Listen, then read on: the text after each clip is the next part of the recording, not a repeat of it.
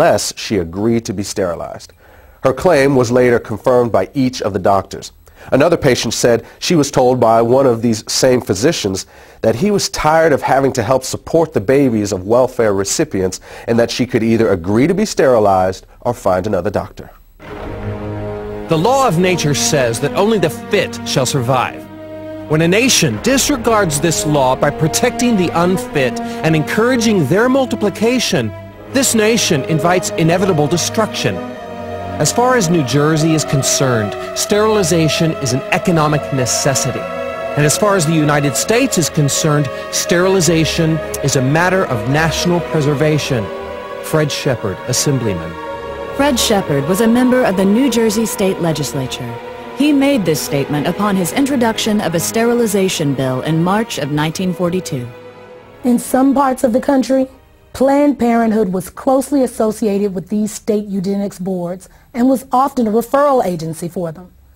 But the system did not always run smoothly.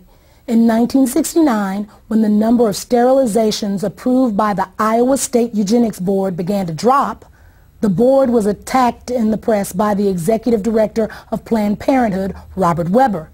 He said that he was alarmed by the decline in numbers and that the Eugenics Board should expand its approval criteria.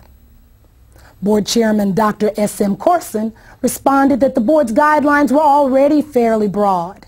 He pointed out that approvals were routinely given for young girls for no reason other than the board's speculation that they might likely one day engage in immoral behavior without the capacity for being wives and mothers. At that point, Weber publicly scolded the board and told them that they should either increase the number of sterilizations or quit. From its beginning, Planned Parenthood always had powerful ties to the American eugenics community. In fact, in many places they were often one and the same. For example, when the first birth control clinic was opened in Arkansas, it was operated by the Arkansas Eugenics Association and overseen by a woman named Hilda Cornish. Later, the Arkansas Eugenics Association would become the Arkansas state affiliate of Planned Parenthood, and Cornish would be named its executive director. During the 4 months that American Birth Control League director Lothrop Stoddard was in Nazi Germany, he not only met with Hitler and SS Chief Heinrich Himmler, he also attended one of the Nazi eugenics courts. The first case I saw looked like an excellent candidate for sterilization. A man in his mid-30s. He was rather ape-like in appearance. Receding forehead, flat nose with flaring nostrils, thick lips, and heavy prognathous jaw. Not vicious looking, but gross and rather dull. Lothrop Stoddard, Director, American Birth Control League, later known as Planned Parenthood. Given the admiration that Adolf Hitler expressed for the American eugenics movement, it is not unlikely that he modeled the eugenics courts in Nazi Germany after the state eugenics boards in the U.S. In both countries, feeble-mindedness was routinely used as a catch-all justification for sterilization, and the diagnosis of feeble-mindedness was almost always left up to the judgment of the person advocating the sterilization. First, the white man tells me to sit in the back of the bus. Now it looks like he wants me to sleep under the bed. Back in the days of slavery, black folks couldn't grow kids fast enough for white folks to harvest. Now that we got a little taste of power, white folks wants to call a moratorium on having babies. Comedian Dick Gregory, Ebony Magazine, 1971. By the 1960s, the American eugenics movement had been reasonably successful in getting sterilization laws and prohibitions against interracial marriage passed. They also had some success in getting states to mandate sterilization for those convicted of even non-sexual crimes, and some states began to require sterilization as a condition for receiving welfare or health care. Meanwhile, another state proposed jail time for anyone who had a child out of wedlock unless they agreed to be sterilized, and at least one state requires sterilization as a condition of being released from custody. But these laws were not producing the results Planned Parenthood and others in the eugenics movement wanted. They also began to fear that federal courts were going to eventually rule that these kinds of measures were unconstitutional. At about the same time, however, something new was being introduced to American society. It was called the birth control pill, and the eugenics movement quickly saw it as the perfect solution for controlling the population of people they had always seen as oversexed, unsophisticated, and lazy. But what they would eventually discover is that while the pill was enthusiastically embraced by whites, it was generally rejected by blacks, despite the fact that Planned Parenthood focused its marketing on the African American community and located the vast majority of its facilities in black neighborhoods. What Planned Parenthood and the rest of the eugenics movement did not count on was that many blacks did not want to reduce their numbers.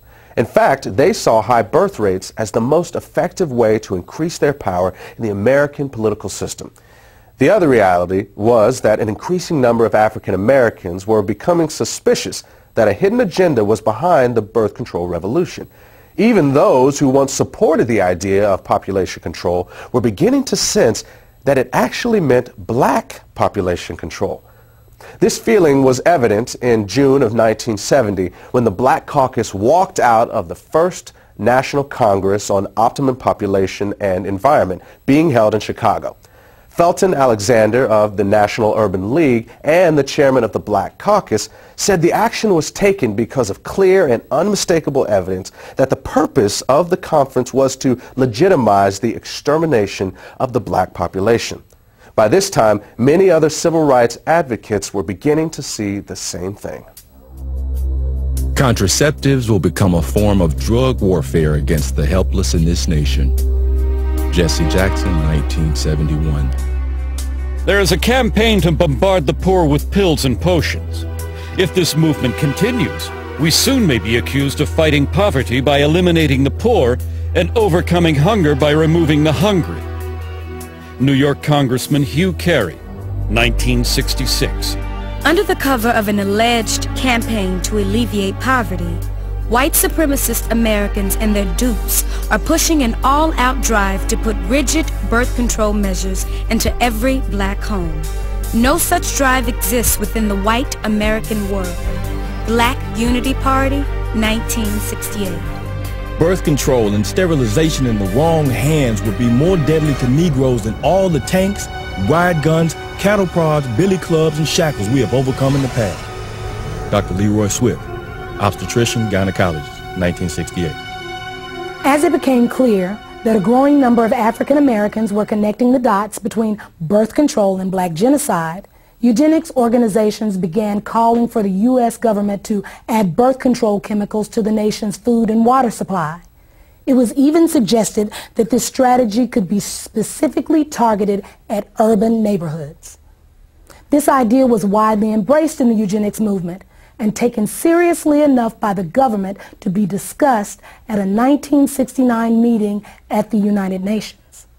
Under the plan being considered, a couple could apply to the government for permission to have a child, and if approved, they would be given an antidote to the population control chemicals they had ingested in their food and water.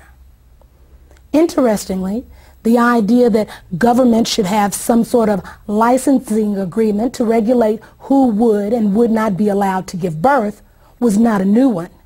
In 1934, Planned Parenthood founder Margaret Sanger had proposed that the U.S. government implement a system in which women would not have the legal right to have a child without a permit from the government, and that these permits would only be good for one baby. But eventually, proposals like forced sterilization, chemicals in the food and water supply, and government control of childbearing were abandoned by most people in the eugenics movement. Despite the fact that many of them openly advocated such ideas, they would come to realize that there was really no practical way to carry them out. But for all their failures, what the eugenics movement had accomplished was to lay the foundation for the next phase of their plan. And this is where they would find the success that they had been chasing for over 100 years.